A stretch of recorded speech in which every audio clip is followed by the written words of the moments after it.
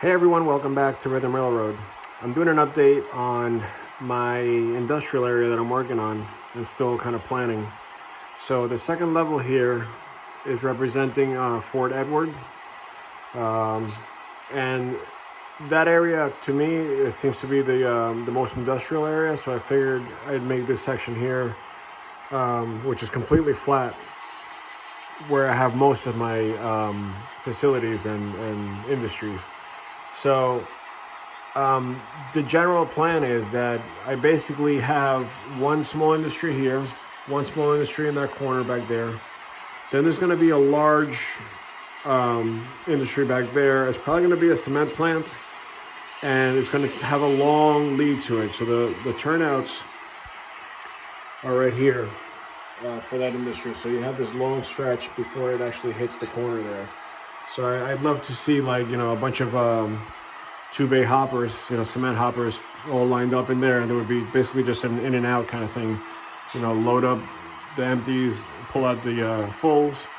And then on this side, it might be something simpler, like a little, lumber transfer thing, or, something that just takes a few cars, a few box cars or something. Because I only have from here to there for that industry. So this I'd like to make, which I kind of already have in place, a tank facility, maybe a chemical plant or something.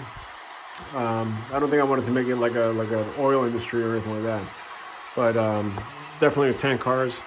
And then the other part of this is that I want to make this whole section on the outside here all industries. So maybe 2 or 3 here, and there would probably be this would probably have its own switcher. Like an MP15 or something small to switch out these industries. So I would need some kind of way to drop off and pick up. Although I still want to be able to do it from the main line. Like if I want to just come in from the main line and switch out some cars either direction.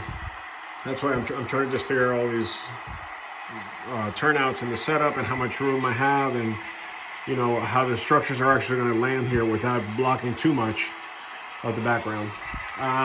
So the problem that I kind of ran into with the design of this is that because this is a siding, so the idea is that it's coming in from the main line here, right, single main.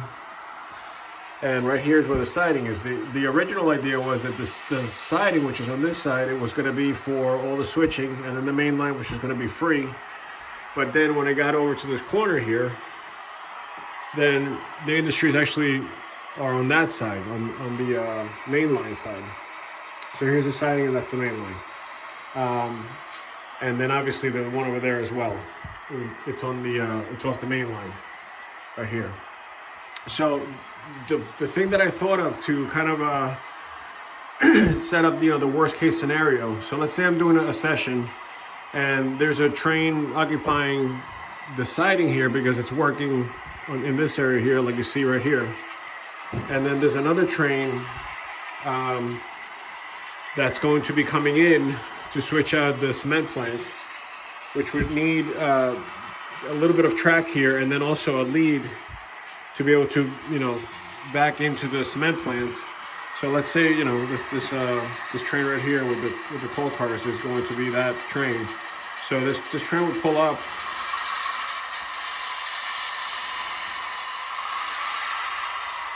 And by the way, I have this frog juicer here temporarily because I don't have the Fortis machine hooked up yet, so the frog is not being powered unless I put a juicer there. So I know it's overkill. It's six frog juicer for one frog, but it's all I have right now. So let's say this train pulls up. It's looking to change out the industry in here, but let's say also that it doesn't need to switch out all the cars. It needs to kind of leave some cars behind and then kind of switch from the middle of the train. So once I get to that point,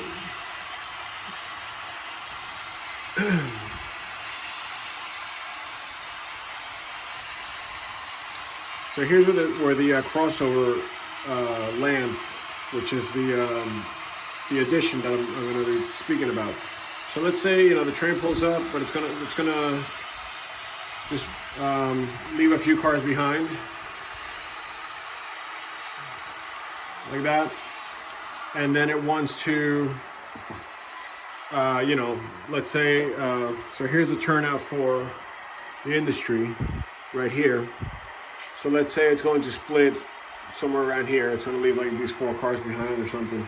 I know it's not a lot, but, or it's just going to, you know, pull the entire train into the industry, drop off those cars or whatever work is happening on this part of the main line. I still have, I mean, how many cars are here? 1, 2, 3, 4, 5, 6, 7, 8, 9, 10, 11, 12, 13, 14, 15, 14, because those are shorties.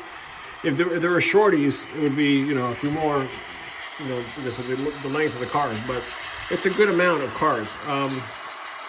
I could actually foul up this turnout here because it's just an industry with a spur, and I can go all the way up to here where the signal is without fouling up the other track, which is the siding. So I have all of this room still, even to pull up and, you know, shove back and do whatever work I need to do in that big industry back there. So let's say this is happening here, that's happening there, but I need to get an Amtrak train through or some other freight train that's coming through.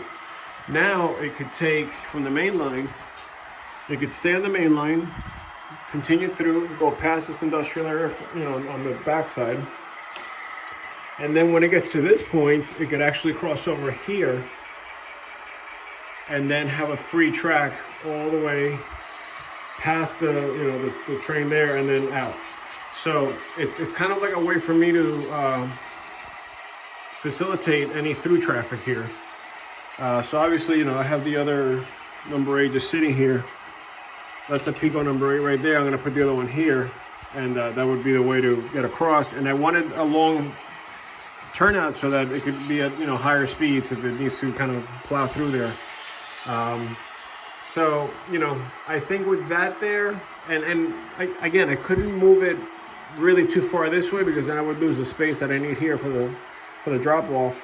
And I couldn't move it too far this way because then I was actually getting too close to this train, which also needs some kind of like lead. If it's shoving in that direction, it needs some kind of lead for the locomotive to be able to function. So I can go up to like around here somewhere and still not foul up the turnout there, and then have all of this up to wherever the turnout's going to sit around here somewhere to work, to do anything. And then it could also drop off or leave some trains behind, some cars behind right here in this section. So I kind of like tried to split it in the middle so that I wouldn't affect too much of this and too much of that at the same time. Now, theoretically speaking, since this is going to be more of like a big switch where all the cars are coming in and all the cars coming out, it's not going to be like a manifest train. It's probably just going to be like a cement train.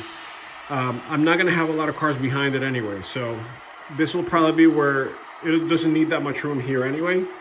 But I wanted to give myself some room just in case. So like I said, I left about, you know, 4 or 5 cars of this size, which would be like around here somewhere, where you could, you know, leave a few behind and whatever it is. Or if I have like an auto rack in the back or something attached to this, I don't know, just something to play around with in case I do decide to do that. Now, the other part of it is that I don't have to use this. I mean, if the train is long, like if it's, you know, a big manifest train and it's got a bunch of stuff behind it, I can use the track anyway. It's not like I can't. It's just I'm looking for a way that if I'm not occupying from here to the entrance over there of the spur, that any through trains can get through, you know, by asking the dispatcher to line them up. But if there's work going on both sides, you know, the through train obviously is going to have to wait over there until they get a signal to come through. But I think that this is definitely a good addition. It's more work for me, but I don't care because I think it'll avoid the session from getting clogged up, since you need to get through here to get to the rest of the layout. So I'm gonna go with that. The only other thing I might add now is a small siding here, just to kind of store extra cars, so that, you know, in case, you know, some of these cement cars or whatever is going in that industry need some kind of space to just leave cars, it might be a good idea to put it there. The other idea I had was to make the Fort Edward train station here on this side, but it might, I don't know, I'm still thinking about that. It might be too much here, and it might also avoid any kind of like, it might like get in the way of like reaching in and uncoupling things or whatever. But generally speaking, the way I see it is any uncoupling that's going to happen is going to happen before the shove takes place. So let's say I'm shoving, you know, all these cars here. I'm going to uncouple here and then just, you know, hook up the couplers so that they're off center, and then just shove back. So this way, when I get to where I want to go, once I pull out, I don't have to be, you know, doing any kind of uncoupling in there by hand. So that's the plan. Just a short little video explaining how this is going to work, hopefully. And so the only thing I have to do right now is just to hook up the tortoise machine down here for that turnout, and then eventually I'll have another one right next to it. I just don't know what I'm doing here as far as that siding yet, so I'm still deciding on this. So this track is not set yet. Everything else is. Oh, and by the way, another reason why I decided to do this now is because I actually ended up having a kink in the rail back there, because I set this rail in the summer, and I guess with the changing weather, it contracted, and then the whole thing just kind of bent out of shape. So either way, I was going to cut that rail. So I figured I might as well get this done now while I cut it. And then what I did now is I just left the gaps in here for expansion, so that when the summer starts up again and things start to stretch out a little bit, you have room to move here. And I didn't solder the rail joiners. I did make sure that there's feeders to here, and then the same thing on this side. I left my gap here without the rail joiners soldered, but I also opened up a gap here for the frog, so I wouldn't get a short. So there should be enough room for expansion there where I'm not going to have that same problem. I didn't know about that when I was laying the track originally, so I've been finding kinks here and there, and I think I got to all of them, and now winter's here officially, so I think anything that's going to pop up has already popped up. So, you know, hopefully by the next year it won't happen again with all the modifications I'm making here. So that's basically it. All right, just a short little video. Thanks.